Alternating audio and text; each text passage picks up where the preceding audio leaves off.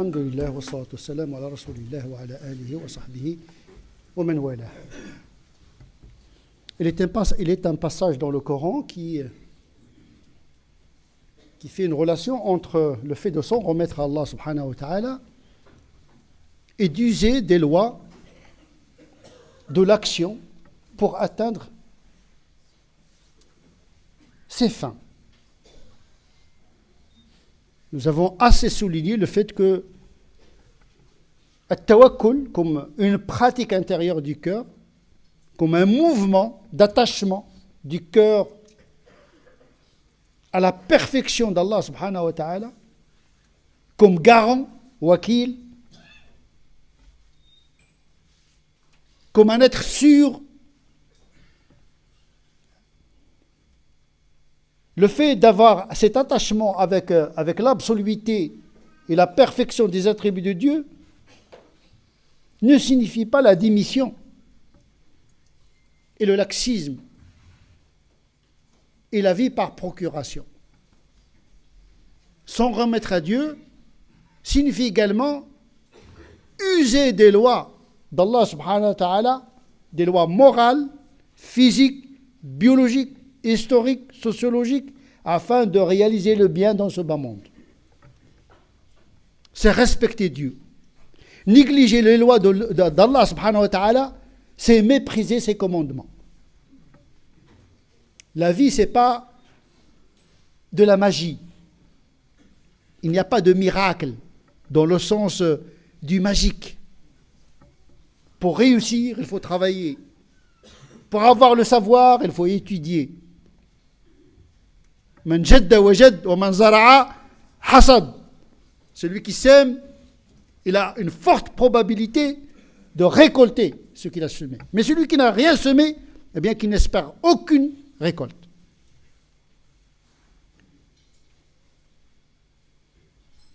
Dans ce passage, Dieu parle des gens qui œuvrent dans le bien.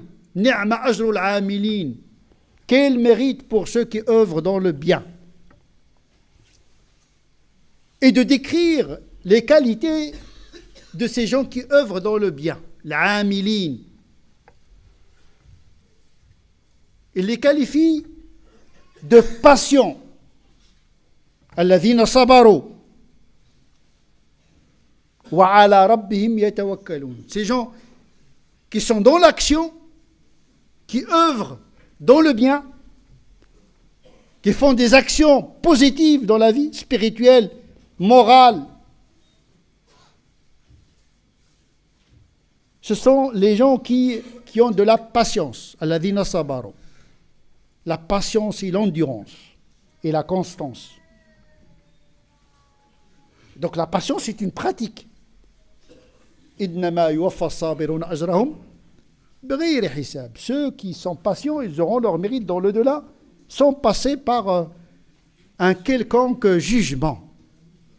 Donc sabr, il est physique, un corps qui patiente, qui endure, un mental qui résiste, et un cœur qui patiente. Wa ala rabbihim yatawakkalun. Ils agissent, ils patientent, ils s'en remettent à Allah subhanahu wa ta'ala. Donc le fait de s'en remettre à Allah subhanahu wa ta'ala part de quelque chose qui est déjà fait par l'œuvre humaine. On ne sous-traite pas à l'action. Il n'y a pas de délégation. Tafouid, l'innas. On ne délègue pas notre propre responsabilité pour que l'autre l'assume à notre place. Donc s'en remettre, c'est se mettre en action. Mépriser les lois d'Allah subhanahu wa ta'ala, négliger les lois, c'est ne rien comprendre à cette notion de tawakkul qui est centrale, cardinale, et qui revient souvent dans le Coran comme une pratique. Dans le Coran, fait l'éloge. Après ce passage du Coran, dans Surat Al-Ankabut, le Coran, en même temps, apaise l'être humain. Il faut agir, mais sans angoisse. C'est ça l'avantage de tawakkul, c'est qu'on aborde l'action, mais avec sérénité, avec calme. Parce qu'on sait qu'après tout, il ne se déroule dans ce monde que les choses qu'Allah subhanahu wa ta'ala a voulu qu'elles se réalisent. Donc ma volonté doit être celle d'Allah subhanahu wa ta'ala. Mon désir doit être celui qu'Allah a voulu pour moi. Et après avoir accompli son devoir. Et le Coran de continuer. وَكَمْ مِنْ دَابَّةٍ لَا تَحْمِلُ رِزْقَهَا. Beaucoup de bêtes ne s'approvisionnent pas, ne portent pas avec elles sa nourriture. Vous savez, quand on est, on sort au monde nu, sans rien. La vie nous a été donnée, les parents nous ont été donnés, tout nous vient de l'extérieur. L'homme ne crée rien à partir de rien. Tout nous vient de l'extérieur par des médiations dont l'enchaînement remonte jusqu'à Allah subhanahu wa ta'ala. On lit toujours les événements et leur enchaînement jusqu'à la cause suprême qui est Allah subhanahu wa ta'ala. Il ne faudrait pas être voilé par les médiations. Il faut aborder les lois, mais il faut savoir que dans ces lois déposées dans la nature, il y a derrière Allah subhanahu wa ta'ala. Et donc tawakkul, c'est une perception du monde qui n'affranchit pas le musulman de l'action. وَكَمْ مِنْ دَابَّةٍ لَا تَحْمِلُ رِزْقَهَا اللَّهُ يَرْزُقُهَا. Il ne porte pas sa nourriture. La nourriture n'est pas en nous, il est en extérieur, il est en dehors de nous. Donc il faut aller la chercher. Mais il y a une garantie. D'abord, il y a une garantie par les lois déposées par Allah subhanahu wa ta'ala. Pour chercher la nourriture, il y a des prédispositions. Parce que les bêtes, ils ne restent pas chez elles, inertes, en attendant la nourriture, qu'elle vienne vers elles. Allah yarzuqha, Dieu lui donne sa nourriture. Mais pas par magie. Pas par infusion. Il faut chercher, il faut mâcher, il faut digérer. Rizq, ce n'est pas quelque chose qui est fusionnel. C'est un mouvement, c'est une action. C'est une épreuve, parce que manger, c'est dur également. C'est fatigant. Chercher la nourriture, c'est également fatigant. Il faut aller chercher la nourriture. Il faut travailler, il faut risquer. Donc il y a le risque. Allahu yarzuqha wa iyyakum. Dieu donne la nourriture, la subsistance à ces bêtes, mais à vous également, les humains. Donc, les deux ne sommes égaux dans la question de s'en remettre à Dieu, parce que même les animaux s'en remettent à Dieu, dans la mesure où ils empruntent les lois naturelles déposées dans leur instinct et déposées dans la nature. Et à cet égard, l'animal pour nous est un exemple. Le prophète sallallahu alayhi wa sallam dit: si vous vous en remettez à Dieu comme il convient de s'en remettre à lui, il vous donnera votre subsistance comme il le fait pour les oiseaux. Ils partent le matin le ventre creux et reviennent à leur nid le soir le ventre plein. Un oiseau n'a pas de banque où déposer de l'argent, il est nu, il part le ventre vide, il retourne, il revient à son nid, le ventre plein. Mais il y a des gens qui pensent que la subsistance, elle est donnée de manière passive, parce qu'ils oublient que l'oiseau, il sort, il part chercher, avec le risque d'être lui-même une proie d'un animal prédateur. L'oiseau ne reste pas dans le nid, en train d'attendre la nourriture. Il sort avec un risque incroyable. Les chasseurs les prédateurs, la compétition. Vous savez, on est dans une jungle où il y a la compétition, il y a un risque. Donc cet aller, ce retour, il est plein de risques. Il y a des oiseaux qui partent le matin mais qui ne reviennent pas le soir. Donc, quand l'oiseau s'en remet à Dieu, ça ne veut pas dire qu'il reste sur place. En effet, Omar ibn Khattab disait, ne restez pas dans vos mosquées en train de prier Dieu, donne-moi ma subsistance. Car le ciel ne pleut pas, ni d'or, ni d'argent. Il y a des gens qui pensent qu'ils vont changer le monde avec des prières. Eh bien, tu restes à la mosquée et tu vas prier jusqu'à la fin des temps. Rien ne changera tant que tu n'as pas respecté les lois de Dieu dans la nature. Sinon, la prière serait une méprise des commandements de Dieu. On ne change pas le monde avec des prières. Le prophète lui-même, sallallahu alayhi wa sallam, n'est pas resté dans sa mosquée en train de prier Dieu, attendre les miracles. Il ne l'a pas fait. Nous trouvons même que le prophète sallallahu alayhi wa sallam a fait des provisions pour une année. Il a mis de côté de la nourriture. Il a conservé la nourriture pour une année. Est-ce qu'il est méfiant de Dieu? Est-ce qu'il n'est pas sûr que Dieu va lui garantir chaque jour sa subsistance? Alors qu'on sait que le prophète sallallahu alayhi wa sallam, c'est l'homme abandonné totalement à Dieu, qui s'est abandonné à Dieu totalement. Il s'est adonné totalement à Dieu. Il vit chaque seconde avec Dieu. Il est nourri, abreuvé chaque seconde par Dieu. Il n'a pas besoin de mettre de côté de la nourriture pour une année. Mais pour donner la leçon aux croyants, parce que c'est un législateur, le prophète sallallahu alayhi wa sallam. Et même les saints, les awliya, qui se sont imposés un ascétisme presque monastique, c'est-à-dire des gens qui se sont adonnés à l'adoration de Dieu 24 heures sur 24. Ce sont l'asfiya ou l'awliya. Même ceux-là, ne négligez pas le fait de chercher leur subsistance à travers le travail.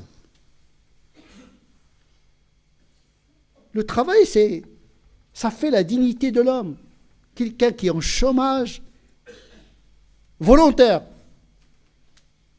pas le chômage économique, etc., que nous connaissons aujourd'hui, des gens qui subissent le chômage, mais des gens qui ont choisi le chômage. Ce sont des gens indignes.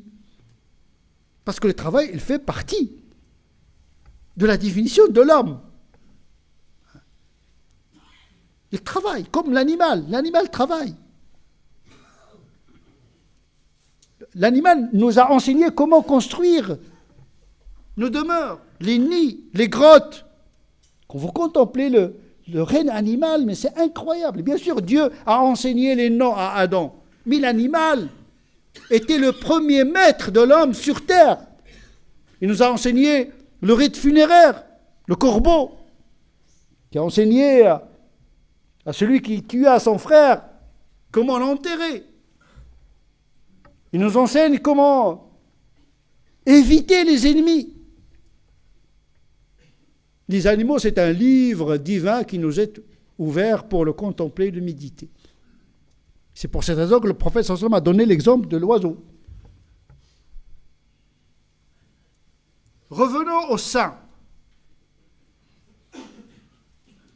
On a parfois des images erronées des gens de l'awliya. On pense que ce sont des gens qui sont complètement déconnectés du monde et qui vivent un peu dans des zawiyas, dans des monastères isolés.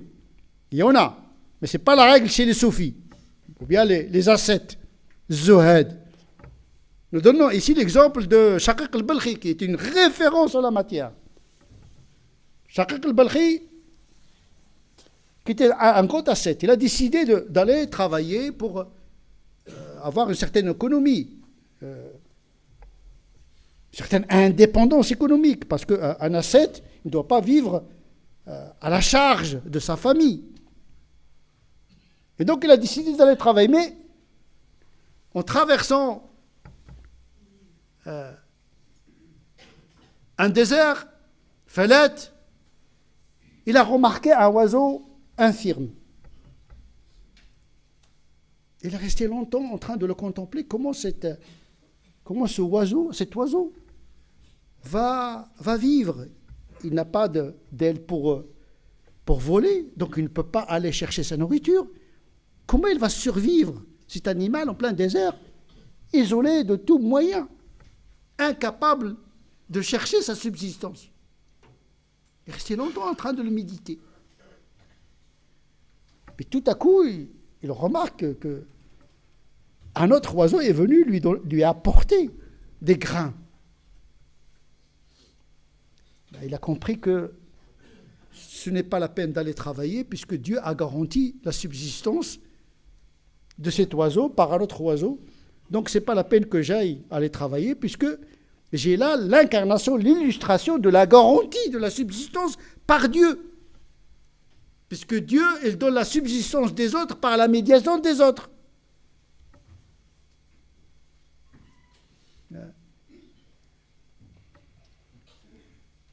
Donc il a renoncé à son voyage pour travailler. Il est revenu chez son maître Ibrahim ibn al-Adham et lui a raconté cette histoire. Parce qu'en vérité, les savants de l'islam et l'awliya, ils passent tout leur temps à méditer le monde.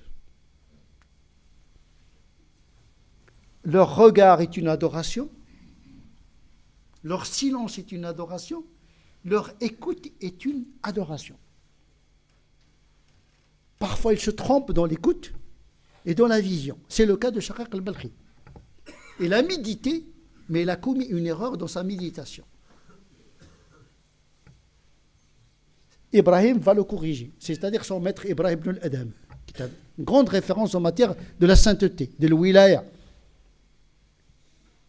Quand il lui a raconté cette histoire et sa décision de renoncer au travail, puisque de toute manière, Dieu a garanti la subsistance à chaque être humain, et l'on a vu l'illustration concrète, Ibrahim, son maître, de lui répondre: pourquoi tu as choisi d'être l'oiseau infirme et tu n'as pas choisi d'être l'oiseau qui apporte la nourriture aux autres? Pourquoi tu as choisi d'être un profiteur, pour dire les choses crues? Il y a des gens qui grattent, qui aiment gratter, profiter. Ça s'appelle des parasites. Autrement dit, comment tu as préféré être un parasite au lieu d'être quelqu'un qui donne? Pourquoi tu as choisi d'être quelqu'un qui reçoit passivement la subsistance et tu n'as pas choisi l'autre oiseau qui vient apporter, qui se nourrit et qui donne la nourriture aux autres? Sachant que cet oiseau, il est infirme, mais toi tu n'es pas infirme. Ta méditation était fausse. Tu as fait une fausse analogie. Parce qu'il y a des gens qui tirent des conclusions du monde, des conclusions fausses.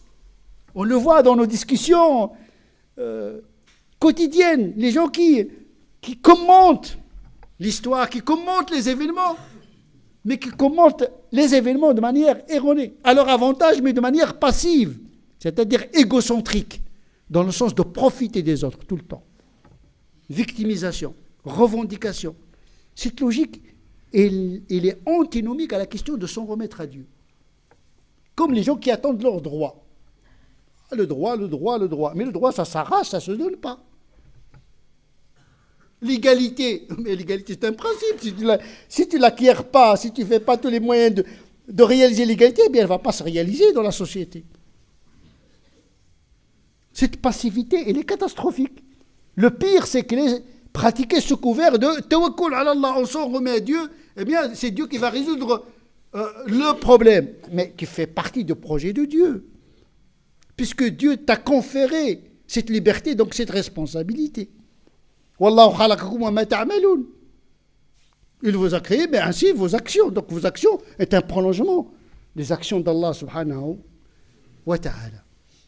Et donc effectivement, Le fait de s'en remettre à Dieu ne veut pas dire